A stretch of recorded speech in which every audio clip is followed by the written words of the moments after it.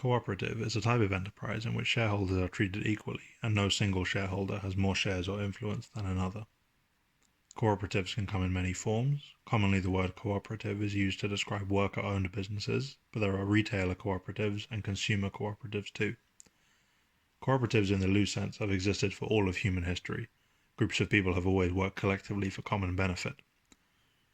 Cooperatives as we know them today have their origins in 18th and 19th century Europe, and Rochdale in Greater Manchester is considered the birthplace of the cooperative movement. The Rochdale Society of Equitable Pioneers was a successful consumer cooperative that operated on 7 principles, known as the Rochdale Principles, which many cooperatives still use to this day.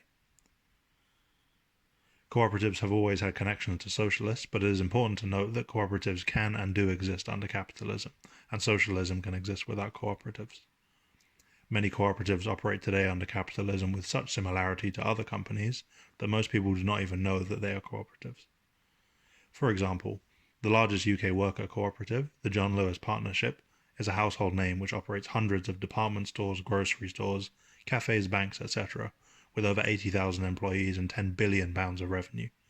But it is not widely known to be a cooperative, although there is some debate about whether it actually is a cooperative or not. Similarly, many small law firms and private health clinics operate as cooperatives.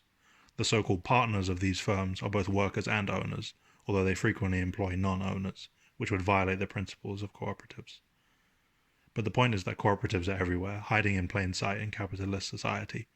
Socialist attitudes to cooperatives vary widely, with some considering them the bedrock of building a socialist state, while others consider them functionally identical to any other enterprise. Similarly, some envision a socialist society in which all production is managed by cooperatives, while others believe a socialist state will abolish cooperatives entirely and production will be dictated by a state body.